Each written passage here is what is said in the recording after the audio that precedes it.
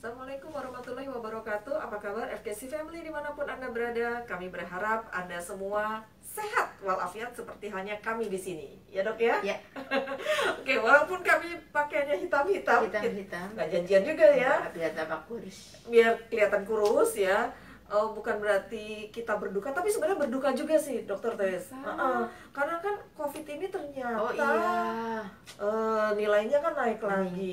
Terus katanya ada varian yang baru lagi. Ya, jadi betul. kami berduka lah. Dan sekarang tetap harus pakai masker. Iya, di luar betul. pun juga diharuskan Betul. dipakai lagi ya. Betul. Jadi yang kemarin di luar sudah boleh dibebaskan. Lebih Sekarang ada baik aturan dipakaikan lagi Iya, karena benar. yang baru ini sangat infeksius. Jadi Iya, penularannya betul. benar-benar cepat dan berkali-kali dibanding yang lalu. Yang lalu. Walaupun bagusnya biasanya kasus ini memang sedang meningkat. Tapi faktor jumlah kematiannya memang tidak setinggi yang dulu. Tapi tetap aja kalau COVID kan nggak enak. Ya kita harus isoman, Ya, kita harus mengasingkan diri, nggak bisa dan melindungi keluarga kita Iya, ya, benar, tujuannya benar. tidak bisa bekerja dengan Betul. baik dan sebagainya. Dan semua orang yang COVID akan meninggalkan bekas di dalam Benar. badannya ya. Jadi ada bekas-bekas yang tidak bisa hilang, terutama di paru-parunya. Jadi kalau bisa jangan kena COVID. Perlindungan pertama yaitu tetap kita harus pakai masker. Karena sekarang banyak sekali yang nggak pakai masker, Mbak. Betul. Ya, betul. benar-benar mereka sudah Betul. apalagi pasien saya rata-rata udah nggak pakai dengan masker. dalih katanya sudah tidak ada COVID. Ya, itulah kita tinggalkan sejenak COVID yang membuat kami berduka sehingga harus menggunakan baju hitam-hitam. Ya. Ya, kita beralih dulu ke topik kita pada siang hari ini. Tapi sebelumnya seperti biasa saya akan menyapa Bapak dan Ibu semua yang sudah ada di depan smartphone-nya, baik di Facebook ataupun di Instagram. Ya. Karena Pak Oni susah untuk melihat siapa-siapa yang masuk, jadi saya menyapa saja deh ya. Dan mohon maaf kalau tidak kesenggol namanya, bukan berarti tidak mau menyenggol, tapi memang tidak bisa melihat siapa-siapa yang masuk ya. Seperti biasa mungkin yang sering-sering ini ada Pak Verna, ada Ibu Nurdiawati, Ibu Anggraini. Kemudian yang para leader kita juga ada Ibu Sume, waktu itu juga sempat masuk. Kemudian Ibu Misna, Pak Andi Aweng ya, di Bone, kemudian Ibu Ayu, Pak Isra di Sengkang, kemudian Pak Haji siapa Pak?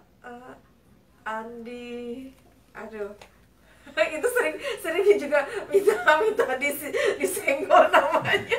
Itu kan udah kayak di radio ya. Haji Andi, saya lupa. Padahal saya sempat Andi Muhris. Andi Muhris. Saya mau bilang Musri, jadi perasaan bukan gitu ya. Pak Haji Andi Muhris. Padahal saya kalau ke Sengkang beliau kasih kain, kasih tas. Ya nanti mungkin Pak Haji nanti lain kali hadiahnya jangan dikasih Mbak Reni, kasih kami saja. Iya, Pak Haji Andi Muhris, mohon maaf itu kadang-kadang nama saya nggak disebut Iya, sama Bu karena Reni ya. faktor Faktor ya Pak. Aduh, minta maaf. Kemudian Bu agak jauh sedikit ke sana ke NTT, biasanya ada Ibu Eros ya, Ibu Eros, Pak Angel, tapi di Bekasi nih, di kakak nih, tapi yang kakak di Di timur. Iya, ya di timur, Pak Angel di barat. Bekasi. Iya. Kemudian ada siapa lagi ya yang sering juga bergabung? Ya pokoknya semua ya, mohon maaf kalau Bapak dan Ibu. Oh, Pak Jeffrey, Bu Silvi, ya di Makassar, Bu Vini juga sering ikutan nih, Bu Vini. Kemudian pas sama Pak Teddy ya. Kemudian ya banyak lagi yang lain ya. Oke, siang hari ini bagaimana kabarnya Dokter Baik, Tres? selalu baik. Selalu Terima kasih. baik. Semoga Mbak Reni, Pak Oni dan Bapak Ibu semuanya juga dalam keadaan baik, Ya, dalam keadaan amin. sehat. Alhamdulillah. Tetap semangat Tetap walaupun semangat. di masa krisis saat ini. Iya, betul ya, apa-apa naik ya. Apa-apa naik, Betul. semuanya mahal, Semuanya dari BBM, mahal. minyak Betul. goreng. Cabe, Gas, cabe. LPG, Cabe. cabe, kol. Aduh. Aduh, ya mudah-mudahan Bapak dan Ibu masih bisa ya menahan emosi. Kadang-kadang emosi juga sih sebenarnya dok, gitu loh, mau belanja mahal banget. Betul, Ya, betul. ya bijak-bijaklah menggunakan bahan-bahan tersebut ya. Jadi ya kita ngurang-ngurangin stres dengan cara mengutak-atik pengeluaran begitu ya dok ya.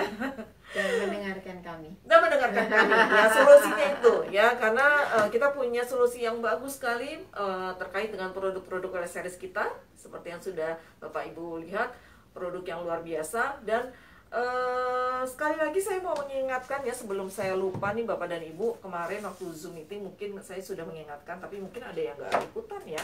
Nah Bapak dan Ibu pasti kan punya ya buku ini ya, buku apa nih namanya, buku bisnis lah, starter kit lah ya ini. Nah, dalamnya ada apa? Dalamnya ada 2 ini dok, dalamnya ada 2 dok. Keren ya. Jadi yang ini buku panduan produk, mungkin dokter Chris boleh pegang. Nah yang ini adalah buku untuk panduan bisnisnya ya. Jadi Bapak dan Ibu tuh sebetulnya udah nggak pusing lagi. Coba dokter Chris coba kasih lihat di kesana. Nah itu kan di dalamnya sudah banyak banget ya produk-produk. Wah, nanti kalau lupa ini apa nih komposisinya gitu ya. Nah Bapak dan Ibu tinggal buka, iya tinggal dipelajari. Kemudian di bagian tengah tuh ada dok untuk kasus-kasus ya, lagi dok, lagi lagi dok.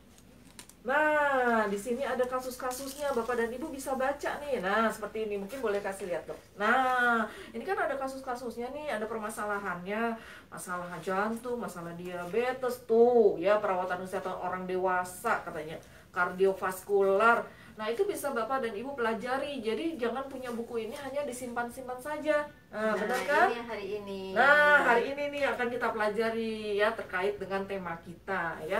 Jadi Bapak dan Ibu sekali lagi, sebenarnya Anda bisa pelajari sendiri dari buku starter kit kita ya, yang buku panduan produk khususnya ya. Jadi kalau ada yang punya masalah apa nih, punya masalah terkait dengan liver ya, Anda tinggal cari gitu ya, ada di situ, tinggal dibaca gitu ya.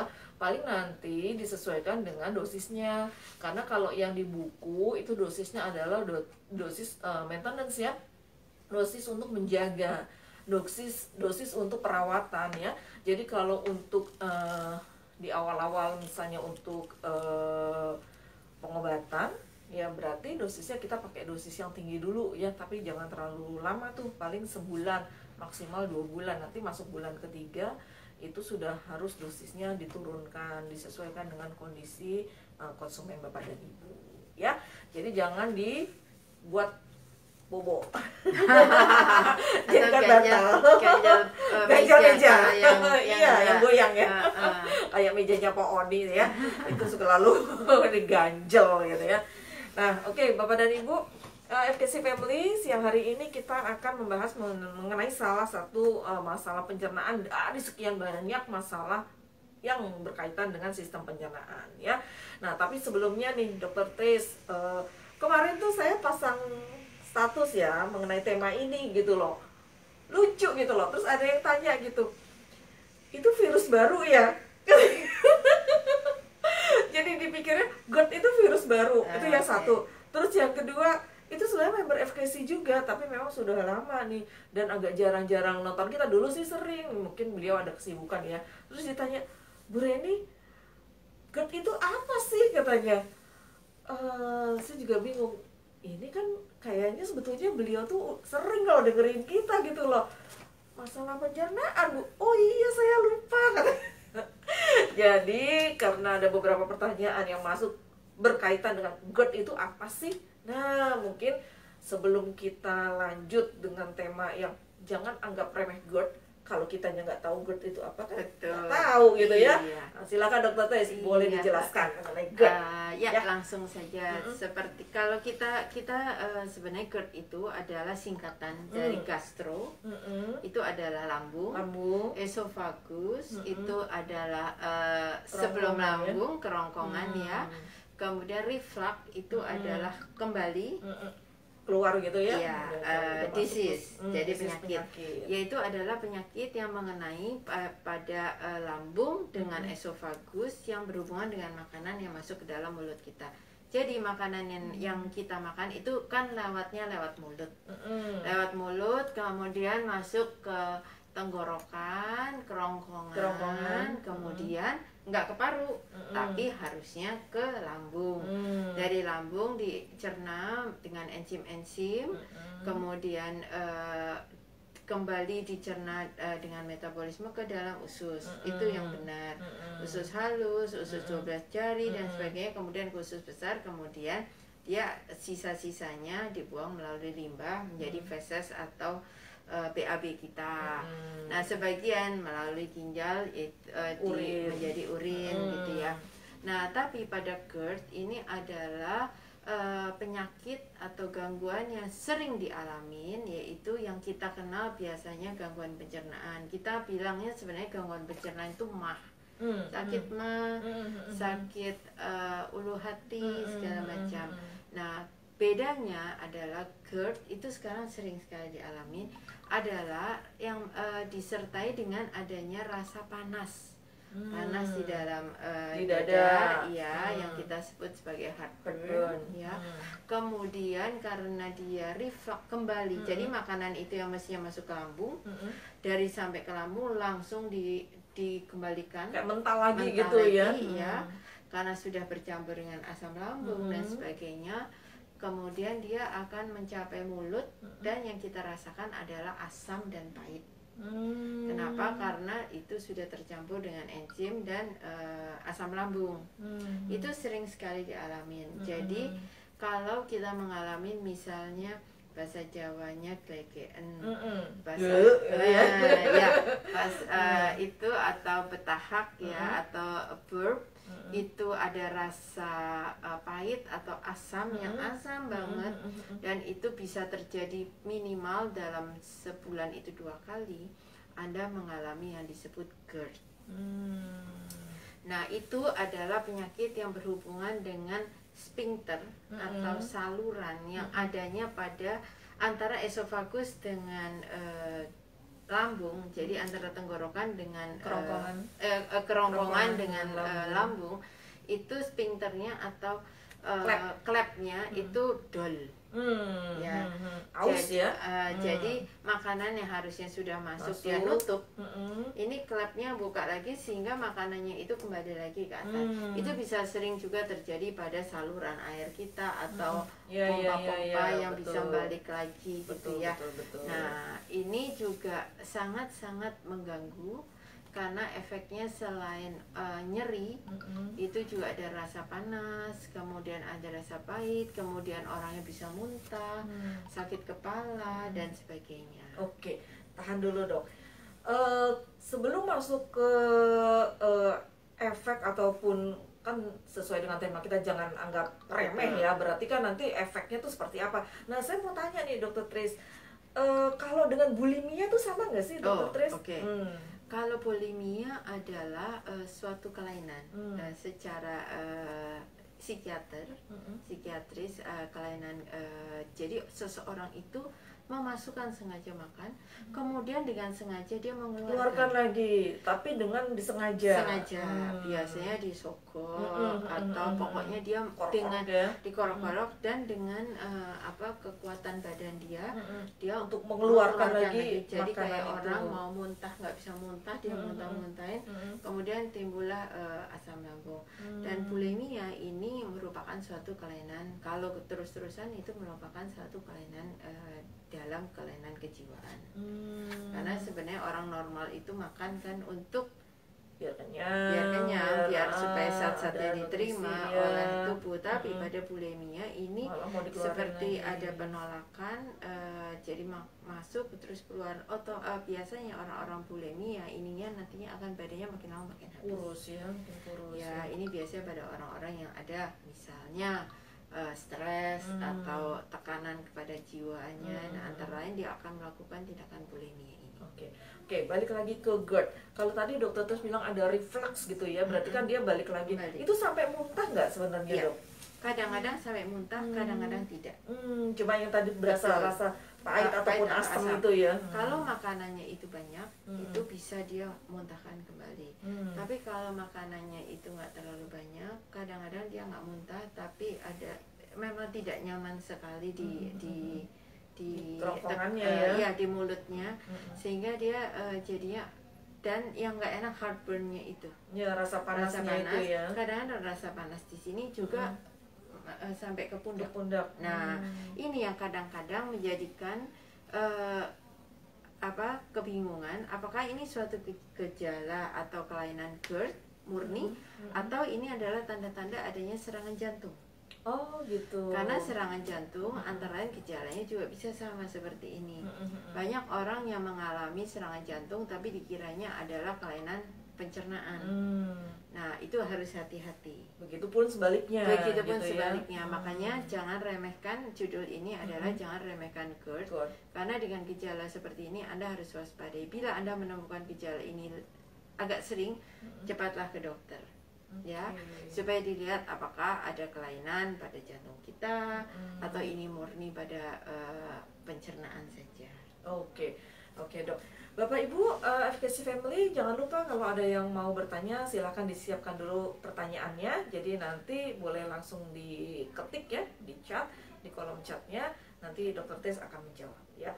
Lanjut lagi Dr. Tris. Ya sebetulnya kalau si GERD itu menyerangnya apakah ke orang dewasa, apa ke anak-anak juga bisa, atau mungkin ada wanita, pria, gender gitu? Oke. Sebenarnya GERD ini paling banyak adalah menyerang pada orang dewasa.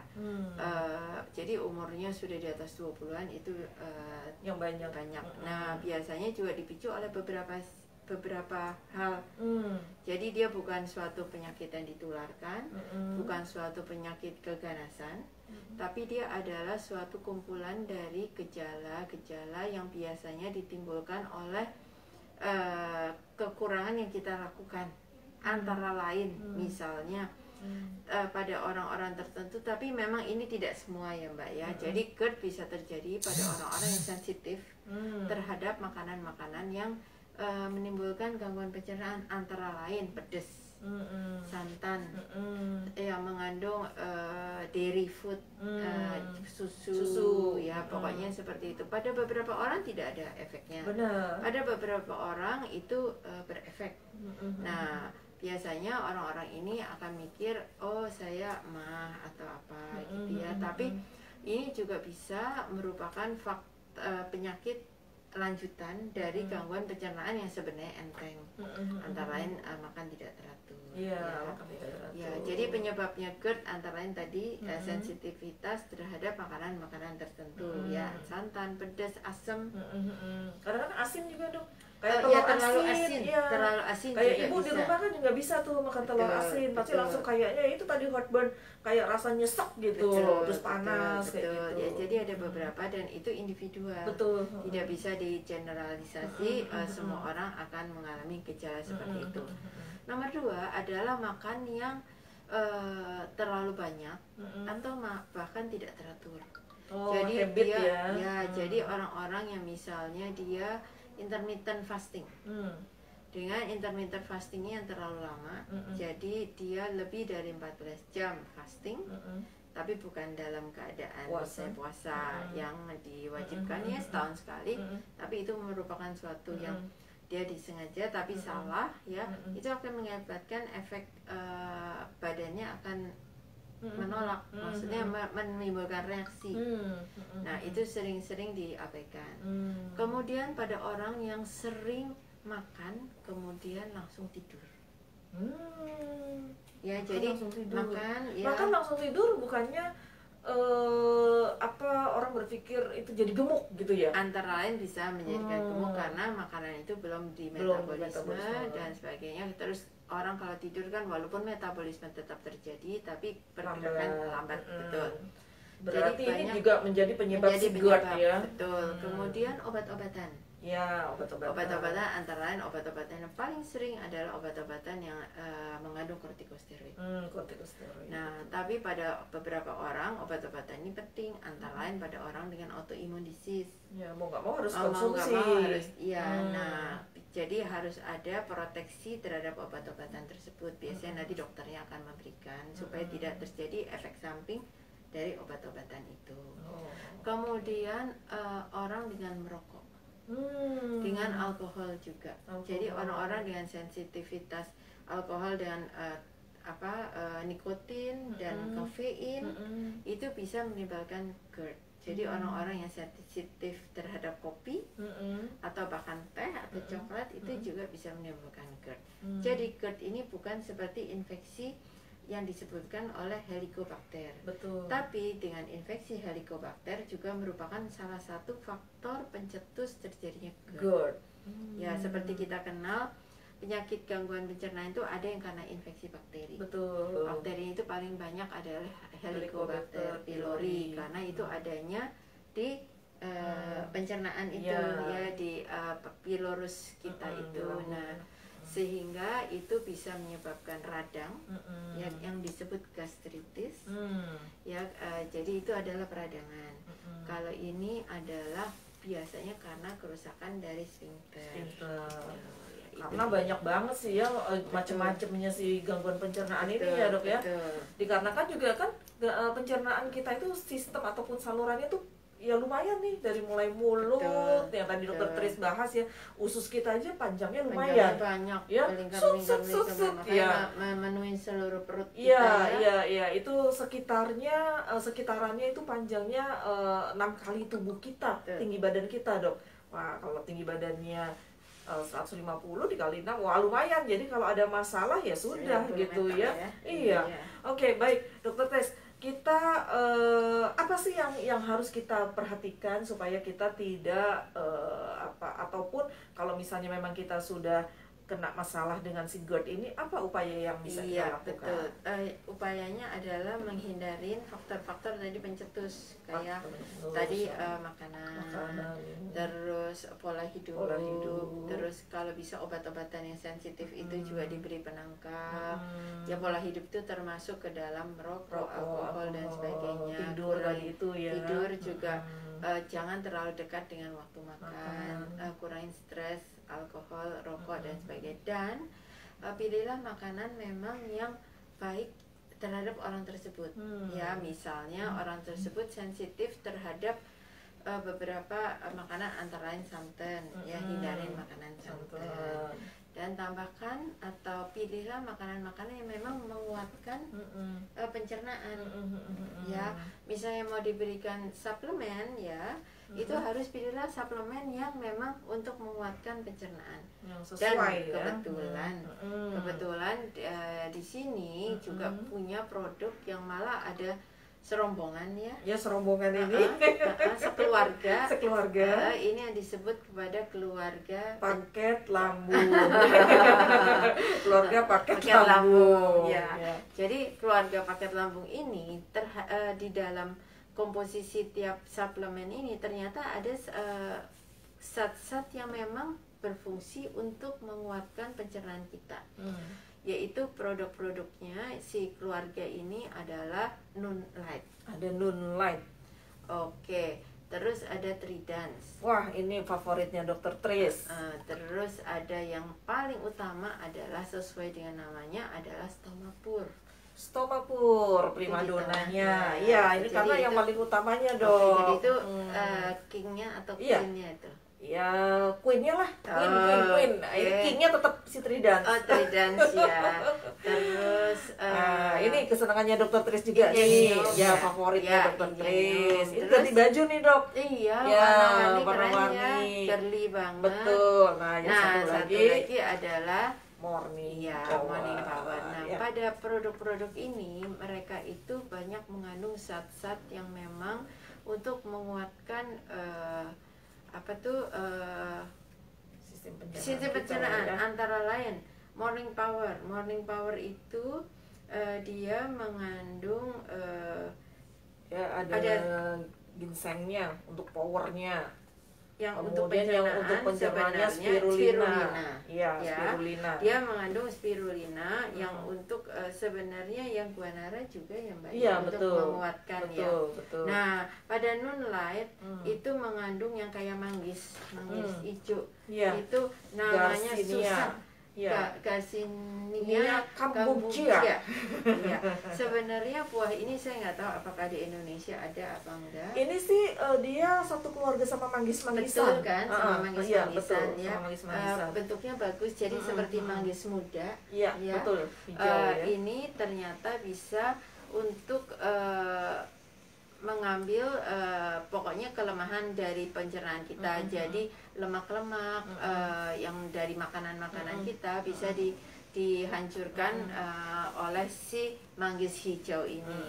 Kemudian kalau dari stomapur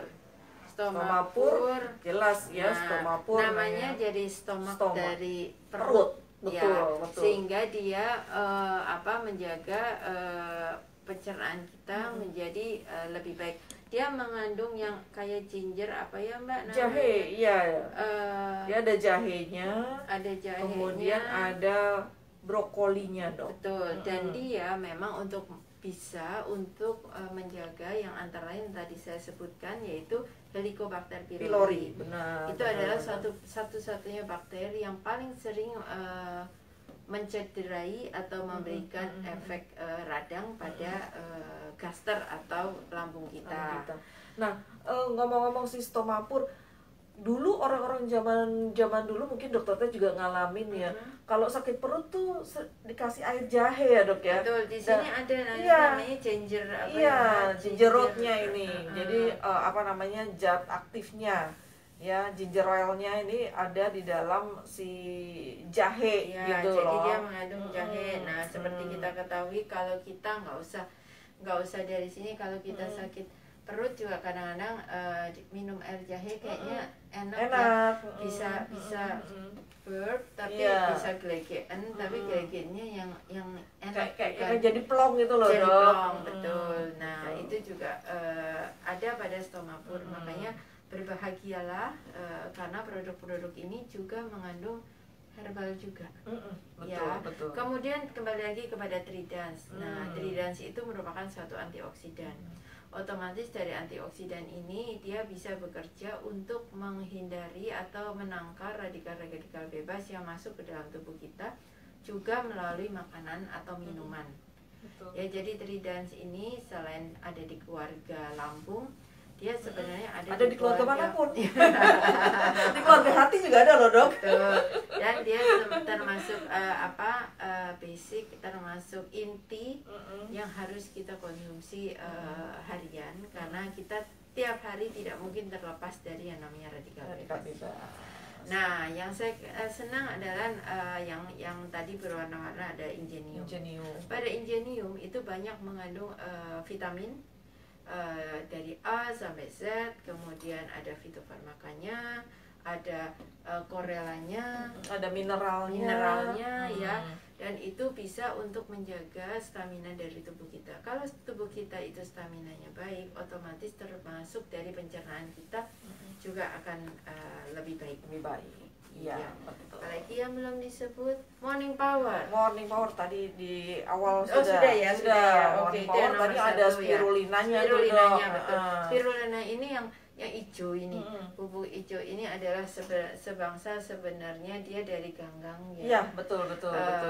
Banyak produk-produk lain yang hanya menjual spirulina. Benar. Nah, produk di kita sini ini udah dicampur macam-macam, dipilih zat-zat yang memang unggulan, efektif, sehingga kita tidak usah terlalu minum bermacam-macam. Yes, betul, setuju. Produk. Nah, betul. Bila kita mengalami keluhan pencernaan lambung dari GERD atau gastritis atau bahkan ulkus atau diare dan sebagainya, Anda boleh mengkonsumsi suplemen ini lebih banyak dari daily use, dari pemakaian sehari-hari. Tapi bila kondisinya sudah membaik, kembalikan kepada konsumsi sehari-hari kita. Jadi jangan mengkonsumsi suplemen terlalu berlebihan, jangan mengoverclaim, jadi jangan yang mengagung-agungkan suplemen itu sebagai obat atau pengganti obat. Karena suplemen ini kembali lagi adalah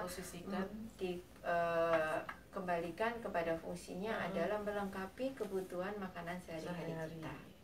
yang memang kadang-kadang nggak bisa kita dapatkan. Ya, ada vitamin yang tidak dapat dari makanan, jadi kita harus dapat dari luar. Betul. Ada suplemen yang tidak bisa kita dapatkan dari makanan, tapi baik dan difungsikan kita dapatkan dari luar. Nah, itulah tujuannya dari suplemen makanan, dan pilihlah suplemen yang memang baik untuk tubuh kita. Betul, oke, setuju banget dok. Ya, Bapak dan Ibu tadi udah dikupas oleh Dokter Tris ya. Masing-masing produk ini memang punya peran yang terkait dengan pencernaan ya. Masing-masing tuh ada perannya. Ya, kayak Morning Power tadi Dokter Tris bilang ada spirulina. Nah, ini sebetulnya di Morning Power sama di Ingenium. Kalau di Ingenium itu ada chlorella, betul ya, tadi Dokter Tris bilang. Di sini ada spirulina. Sama nggak? Ya, sama. Ya, sama ya. Ya, ada zat yang baik dari spirulina dan ada zat baik dari chlorella ya. Oke, Bapak dan Ibu FKC Family, ada yang mau bertanya? Ada yang pertanyaan masuk kah, Pak Oni? Belum ada. Belum ada ya. Nah, saya cuma mau sedikit saja. Ini Dokter Tris ada kasusnya. Mungkin kalau saya sih sebetulnya nggak ngamatin artis, tapi kadang-kadang aja gitu ya. Sekarang itu kan yang lagi terkena masalah itu si Ruben Onsu tuh. Katanya otaknya ada bintik hitamnya. Dan ternyata itu permasalahannya gara-gara dia sering lupa makan, Dok. Gitu loh. Jadi dia sering mengabaikan makanan. Bahkan dia sendiri kalau misalnya ketemu makanan yang dia nggak suka, dia lebih baik nggak makan gitu loh. Jadi dokternya bilang ini masalahnya itu dikarenakan kamu itu udah aktivitasnya banyak tapi nggak jaga makanan. Separah itu kah? Betul, gitu loh, Dok? betul. Tidak usah Ruben Onsu, tapi kita semua. Jadi tujuannya hidup adalah bukan hidup untuk makan, tapi makan untuk hidup. Ya, Nah, betul, ya betul, kan betul. sebenarnya ada yang seperti itu pepatah, dan memang itu benar. Jadi sebenarnya saya tidak setuju dengan orang-orang yang menjalankan diet yang berlebihan dengan diet dalih ketat gitu ya. dengan dalih misalnya malah supaya lebih sehat dan sebagainya. Boleh kita diet atau boleh kita mengurangi makanan-makanan yang bisa merusak tubuh kita, antara lain makanan-makanan dengan proses yang tinggi, makanan-makanan yang berlemak, makanan-makanan gorengan dan sebagainya. Tapi kembali ke basic, kita harus tetap makan. Karena makan yang cukup itu akan memberi nutrisi kepada tubuh kita.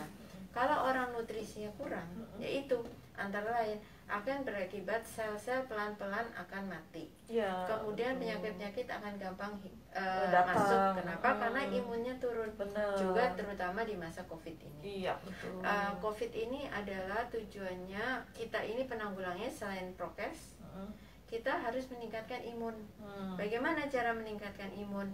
Selain hindarin stres, terus sering keluar-keluar, yaitu makanan-makanan yang memang kita perlukan. Tidak usah yang mahal, tapi makanan yang bergizi.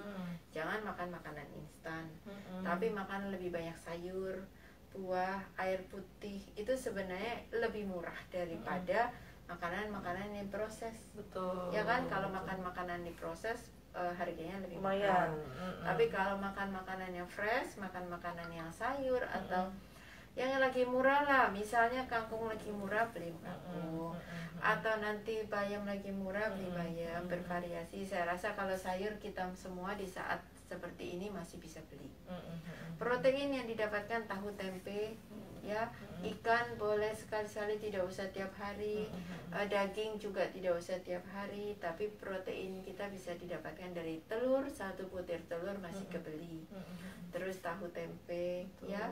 Nah, itu harus kita tetap konsumsi. Kalau orang yang tidak makan sama sekali atau menghindari sama sekali karbohidrat, sel-selnya pelan-pelan akan aus dan penyakitnya akan gampang masuk datang. Seperti yang mungkin tadi Mbak Reni terangkan, itu karena mungkin dia daya tahannya makin turun, dan misalnya makin lama makin kurus, benar, ya kan, tidurnya kurang, kerjanya berat, ya otomatis lama-lama akan grogotin lah ya. Iya, jadinya betul. ya. Kulit akan kusam, ya kusam, kan? keriput ya. Jadi masih lebih tua, padahal tujuannya supaya lebih muda, supaya diet ya. Betul, malah jadinya berantakan ya. Iya. Oke, Bapak Ibu FKC Family, masih adakah yang mau masih adakah? Dari tadi belum ada yang nanya ya. Ada sih, cuma untuk produk, Bu. Ya, silakan. Bu Rizka Dima, aturan minumnya gimana? Apakah 5 botol itu diminum bersamaan, dikonsumsi bersamaan? Oh ya iya. Iya, Ya. Bu. Aman loh ya? Aman ya. 5 botol bersamaan boleh, Bu. Maksudnya dari 5 botol, jangan 5 botol bersamaan. Oh ya, botol ini botol-botolnya ya, Pak ya. Iya, Ibu, ya kan? Ibu pasti udah tahu ya. Sorry. Nanti Yang dari panduannya kan ada, iya. Mbak. Nah, ya, di sini loh. Di sini tadi kan dokternya sudah kasih lihat juga nih yang di bagian tengah ini ada cara konsumsinya juga nih. Berapa kali berapa, jangan sampai ketukar-tukar ya. Nah, kalau yang 2 di belakang ini pasti sebelum makan. Ya, jangan salah ya. 2 ini sebelum makan. Tapi kalau misalnya Anda punya masalah dengan lambung yang terlalu berat, nggak apa-apa sih diisi sedikit ya. Mungkin dikasih bantalan dulu lambungnya biar nggak dinding lambungnya tuh biar nggak luka gitu loh, Dok. Ya, kaget gitu ya. Nah, nggak apa-apa, dia makan dulu sedikit biskuit ya, kayak crackers ya. Kalau roti ya sebaiknya dikurangin tuh ya, yang punya masalah dengan lambung. Kalau roti-rotian itu kurangin sedikit karena ada si ragi-raginya itu ya. Tapi kalau crackers itu masih boleh, biskuit crackers beda ya, itu masih boleh, silahkan. Jadi sekitar nanti 15 menit, ini kan harusnya 30 menit ya Bapak Ibu ya. Nah, bolehlah sekitar 10 menit setelah Anda konsumsi tadi, yang crackers tadi ya, Anda langsung konsumsi morning powernya. Atau kalau siang ya langsung konsumsi non-lightnya juga boleh ya, untuk membantu supaya dinding lambungnya nggak kaget tadi yang dokter Tes bilang ya gitu. Jadi boleh ya Bu, semuanya langsung. Memang ini kan kita setiap hari bisa untuk yang punya masalah dengan gangguan lambung memang ini yang kita berikan ya. Jadi bukan artinya ya udah makan yang ini dulu, makan ini namanya kan satu paket ya, paket lambung ya, jadi harus dimakan semuanya gitu ya. Mudah-mudahan terjawab. Ada lagi Pak Oni? Ada nih dari Instagram, Pak Engkos Setiawan. Oh, oke. Assalamualaikum warahmatullahi wabarakatuh, Bu Reni dan Dr. Teresia. Saya mau bertanya, kalau gigi kita ompong bisa menyebabkan gangguan pada lambung atau tidak? Nah, Oke, Ada kaitannya iya, tidak ya? iya, oke. Giginya ompong. Ompong itu dalam arti kalau ompong itu tidak punya gigi. Kalau gigi berlubang itu beda ya Pak. Kalau ompong itu biasanya giginya sudah tidak ada dan gusinya sudah menutup. Kalau gusinya terbuka ada syarafnya pasti akan sakit sekali. Nah, biasanya sumber penyakit itu bisa terjadi pada dari gigi yang berlubang. Ya, kenapa? Karena dari gigi berlubang itu lubangnya itu kan gigi ada di dalam mulut. Makanan kita dikunyah oleh gigi, nggak bisa milih nih kunyah. Nanti yang ada yang lubang sebelah sini, yang ini jangan kena ya, yang kenanya gigi ini sama gigi ini aja. Kecuali nyonyanya di satu sisi, tapi biasanya kan rata yang baik ya. Nah, pada gigi berlubang yang tidak dirawat itu memang menjadikan salah satu tempat masuknya bakteri atau penyakit-penyakit yang tidak diinginkan. Makanya kenapa gigi berlubang itu harus mutlak itu untuk diobatin. Tidak harus dicabut, tapi kalau bisa diselamatkan itu dengan ditambal. Kenapa? Karena gigi yang sudah dicabut otomatis tidak bisa tumbuh lagi. Orang hidup hanya punya 2 kali, sekali gigi susu, sekali gigi permanen. Nah, kalau gigi permanennya sudah diangkat, itu dia tidak akan tumbuh lagi kecuali implan digantikan. Tapi yang berbahaya adalah gigi yang grupis antara lain, atau gigi yang tidak terawat. Itu biasanya pada bapak-bapak yang merokok. Betul. Giginya masih ada, enggak lubang, tapi kan tidak diperiksa. Rata-rata gigi yang hitam-hitam yang grupis-grupis itu pasti ada lubangnya. Cuman lubangnya belum dalam sekali, atau bahkan syarafnya sampai sudah mati. Tapi dia tetap menjadi tempat masuknya penyakit atau bakteri yang bisa masuk ke dalam tubuh kita. Jadi kaitannya ke lambung tadi ya tentu Bisa saja. Pak, bisa. Tidak hanya lambung tapi semuanya. Semua Penyakit itu bisa terjadi. Jadi rawatlah gigi Anda, sikat gigi sehari 2 kali. Ya, terutama yang terpenting adalah pada saat Anda mau tidur. Kenapa? Karena pada saat mau tidur itu adalah kita mau istirahat. Makanan yang sehari-hari kita udah makan akan dibersihkan pada saat kita mau tidur. Tapi minimal sebenarnya 2 kali sehari, pagi dan malam. Pagi kalau nggak sikatan nanti pada pingsan. Teman-temannya. Teman-teman. Kebetulan saat ini lagi pakai masker mendingan. Kan Yang balik, pingsan Bu. diri sendiri.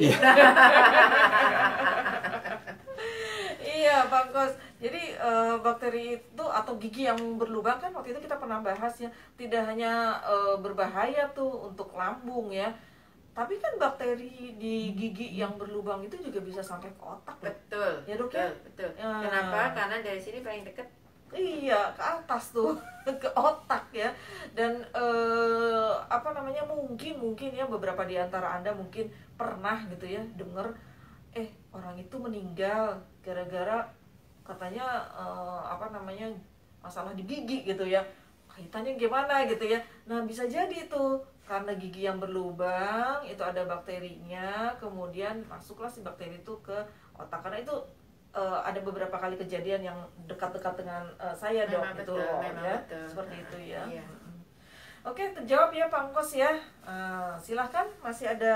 Ada 2. Oh ya, silakan Poni. Dari Facebook, ini satu berkaitan dengan gigi berlubang, satu lagi dengan muntah. Dari Bu Nurdiawati, apa sih yang bikin gigi berlubang? Apakah benar bakteri Helicobacter pylori? Yang kedua, dari Mahful Firjatullah, Bu Rani, kalau ada orang naik mobil selalu muntah-muntah, itu bermasalah kesehatannya di apa gitu? Ini kan kasusnya Jahlul nih. Jahlul nih. Iya. Ya apa-apain nggak sembuh ya, pokoknya naik mobil. Tapi sekarang Jahlul udah sembuh kok. Mungkin beli mobil dulu. Udah sembuh. Iya. Jahlul sebelum ketemu dengan ini produk-produk FGC katanya jangankan naik, Dok. Jadi dia mungkin ada kayak trauma kali ya, mungkin waktu fobia, kecil ya. maksudnya, dia takut. Mungkin ini loh, apa kan kadang-kadang ini aja nih, apa yang sofanya mobil aja kan kayak saya punya Ada bau tertentu yang bikin. betul, saya punya sepupu ya, dia kan Wow. di Semarang dan di pelosok lah gitu loh, Dok. Bukan Semarang kota ya, jarang sekali kemana-mana. Begitu dia ke Jakarta naik taksi, Dok. Taksi kan ininya aromanya ya Poni ya, sofa itunya apa namanya, joknya ya, Khas ya. dia khas kan. Wah, dia udah aku mau mati aku mau mati katanya gitu. Jadi ya, iya, kalau Jalur saya tahu banget. Jadi dia belum lihat aja, Dok, katanya udah langsung udah mau muntah gitu ya. Trauma bisa jadi ya. Betul. Oke, kita akan jawab dulu yang pertama dari Ibu Nurdiawati. Oke. Gigi berlubang. Gigi berlubang itu bukan disebabkan oleh Helicobacter pylori, Bu. Karena Helicobacter pylori itu paling banyak menyerang pada pencernaan, pada lambung ya. Nah, bakteri-bakteri yang pada gigi itu bisa dari bakteri Streptococcus, itu paling banyak ya. Jadi itu kalau infeksi. Kalau tidak infeksi ya tidak ada bakterinya. Makanya perlulah kita untuk sikat gigi ya secara teratur. Sikatnya jangan digantikan. Maksudnya tidak bertukaran sikat gigi. Jadi secara pribadi, karena itu adalah sangat personal sehingga melindungi organ tubuh kita. Nah, sikat gigi harus dengan pasta gigi. Ya, kalau zaman dulu tidak ada pasta gigi dengan Pak Oning tahu nggak? Saya tahu dengan batu bata. Oh iya. Iya, pernah dengar Pak? FGC punya probiotik. Jadi Pasta gigi. Oke, Pasta gigi probiotik. Nah, itu adalah tujuannya pasta gigi itu dia adalah melindungi bakteri-bakteri yang ada di sekitar mulut, tidak hanya pada gigi tapi pada saliva atau air liur ya, pada gusi-gusi kita. Selain menyebabkan hawa yang sedap, dia mengurangi bakteri. Nah, hawa yang tidak sedap ya itu juga antara lain bisa disebabkan dari adanya bakteri di dalam mulut kita. Di dalam mulut itu bisa antara lain pada gigi. Nah, sehingga kalau ada lubang itu adalah tindakan yang pertama yang harus dilakukan adalah ibu ke dokter gigi. Jangan ke dokter umum, ya. Karena dokter gigi yang akan meriksa secara detail satu terus satu. Dia punya alatnya, kemudian dilihat apakah lubangnya itu masih bisa ditambal, apakah harus ada perawatan syaraf dan sebagainya. Seperti kalau ibu udah pernah nambal gigi, dokter gigi nggak akan nambal gigi langsung lubang, ambil semennya, kemudian di semen terus selesai. Enggak. dia pasti suruh kita Bersihkan. kumur, dibersihkan di por tuh yang Iya, punya betul. ini ya, saya sangat trauma sekali ya. Itu dibersihkan sampai bersih banget, betul. disemprot, dikasih disinfektan, kemudian barusan ditambal. Ya, jadi nggak seperti kita, oh ada lubang di jalanan kemudian di aspal gitu, enggak. Kasih semen gitu ya Kasih dok ya. semen ya, atau Didempul. didempul. Nah, jadi gigi itu adalah memang antara lain adalah tempat masuknya pertama bakteri ke dalam tubuh kita. Kenapa? Karena dia melalui mulut. Ya, tempat-tempat yang lembab. Betul. Jadi jagalah ya, jangan anggap enteng gigi berlubang. Karena dari gigi berlubang bisa timbul banyak-banyak masalah kesehatan. Ya Bu ya, jelas ya Bu ya. Oke. Tadi saya mau menambahkan kalau yang untuk menaik mobil terus mau pingsan atau mau mati, itu adalah itu bisa ditanggulangin pelan-pelan, yaitu dengan obat anti mabuk. Kemudian jangan makan terlalu banyak pada saat mau naik kendaraan, tapi tetap harus makan. Ya, jangan berilah jarak antara makan dengan Anda mau naik kendaraan. Terus berusahalah hilangkan pikiran, aduh nanti saya mabuk, nanti saya muntah, atau udah saya sugesti yang main ya dok ya. Betul. Nah, pada saat ini adalah ada 1-2 trik yang untuk buat ini naik mobil, yaitu lihatlah jauh ke depan ya, jadi duduknya nggak boleh di belakang, jadi dia harus melihat jalanan. Nah, ngelihatnya juga harus lurus ke depan, karena secara vision, secara penglihatan, dia akan mulai beradaptasi dengan sesuatu yang berjalan. Biasanya orang-orang yang mual ini adalah dia tidak biasa dengan sesuatu yang bergerak di sekitarnya. Ya, jadi naik mobil, naik apa itu nah, bedanya dengan naik motor, nggak apa-apa naik mobil, ya kenapa? Karena naik motor itu terbuka. Dia tidak terlalu, dia bisa ini. Nah, kalau pada suatu tertutup, mobil atau taksi apapun itu kendaraannya yang tertutup, itu ada rasa nggak bebas. Jadi dia harus melihat jauh ke depan dan mulai dibiasakan, oh ya, kalau sesuatu itu bergerak tidak membahayakan dia. Biasanya reaksi mual adalah reaksi ketakutan atau sesuatu yang mengancam. Jadi terkait dengan psikis juga gitu ya dok ya. Betul. Jadi itu harus dibiasakan dengan sesuatu yang bergerak. Karena kalau jalan kaki atau lari memang bergerak, tapi itu kemauan bebas. kita, Dan itu kan bebas, kita nggak di seperti terkungkung di dalam suatu ruang gitu ya. Betul ya. Jadi itu mungkin bisa dicoba. Terus pelan-pelan pakai obat anti mabuk dulu. Terus nanti lama-lama obat itu akan dihilangkan. Pasti bisa. Jadi itu bukan suatu yang waduh karena mabok jadi nggak bisa naik mobil selamanya, enggak. Harus dipelajarin dan itu akan bisa. Ya. Saya dulu begitu dok. Ya. Saya seringin naik angkot. Seringin naik angkot ya. Malah Akhirnya dilawan bisa, ya. Lama-lama Pak Oni beli tuh angkot. Ya. Saking seringnya naik ya. Iya. Oke, tapi Jalul, kalau benar ini kasusnya Jalul ya, karena Jalul sama Mahful ini temenan dekat ya. Jadi nah, ini juga dengan suplemen ini boleh dibantu. Kenapa? Karena dengan suplemen ini bukan untuk menghilangin mualnya, tapi dia untuk menguatkan pencernaan supaya maksudnya asam lambungnya tidak berlebihan dan sebagainya. Betul gitu. ya. Nah, ini tipsnya dari Dr. Trace ya, FKC Family. Kalau yang sering-sering mual atau muntah naik mobil, ya tadi itu ya, jadi usahakan duduknya di depan, jadi melihat bisa dengan leluasa ke depan ya. Dan pikiran itu jangan mati gitu loh, artinya jangan belum udah saya nanti ini ya, itu benar-benar akan terjadi gitu ya. Misalnya nanti kalau saya naik nanti pingsan, nanti mual, nanti pusing, itu malah beneran kejadian seperti itu ya. Kemudian minum obat anti mabuk, dan sebenarnya kita juga sudah ada produknya yang bisa dikonsumsi. Kalau benar ini yang Mahful tanyakan, kasusnya Jalul itu terbantu sekali dengan produk-produk FKC. Benar kata Dr. Trace bahwa produk-produk ini akan menguatkan lambung Anda, pencernaan Anda, sehingga mau muntah nggak jadi gitu. Ya, jadi lambungnya dikuatin dulu gitu loh ya. Pokoknya dicoba deh. Ini udah ada kesaksiannya ya, mudah-mudahan terjawab ya. Oke, baik, kita sudah di ujung nih ya Pak Oni ya, Ya. sudah hampir 1 selesai waktu 1 jam, takutnya nanti tiba-tiba kita silap gitu kan.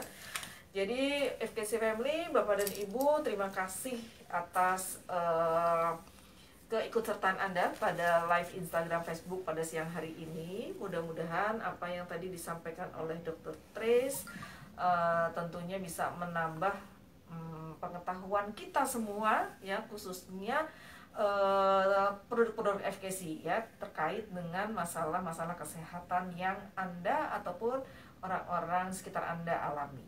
Sekali lagi juga terima kasih kepada Dr. Trace. Terima kasih Mbak Reni, terima kasih Pak Oni, terima kasih Terima Bapak Ibu kasih, Dok. semuanya. Semoga nanti kita ketemu di lain waktu dengan keadaan sehat, semangat, tidak ada gangguan pencernaan, Iya. tidak ada gangguan yang lain-lain, selalu bahagia, Iya. selalu bersyukur. Bersyukur, Iya. betul. Ya, oke, kita akan ketemu lagi di mungkin minggu depan ya Dok ya. 2 minggu dengan lagi. saya 2 minggu 2 minggu lagi. Iya. 2 minggu lagi ya. Jadi nanti ditunggu saja dan diinfokan ya kepada upline downline pada jaringannya. Konsumennya juga boleh loh ya. Jadi kan ini terbuka sekali, ini bagus sekali. Hanya 1 jam saja kok menyita waktu Bapak dan Ibu. Ya kuotanya juga disiapkan gitu ya, biar nggak up down gitu ya. Hanya untuk ilmu lah, jangan sayang-sayang begitu ya.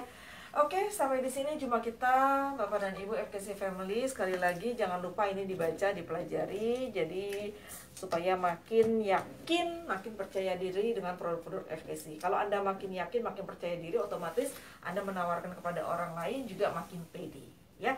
Terima kasih Pak Oni yang sudah menemani 1 jam ini. Terima kasih. Bapak dan Ibu semoga selalu sehat. Sampai di sini jumpa kita. Salam FKC. Assalamualaikum warahmatullahi wabarakatuh. Bye bye.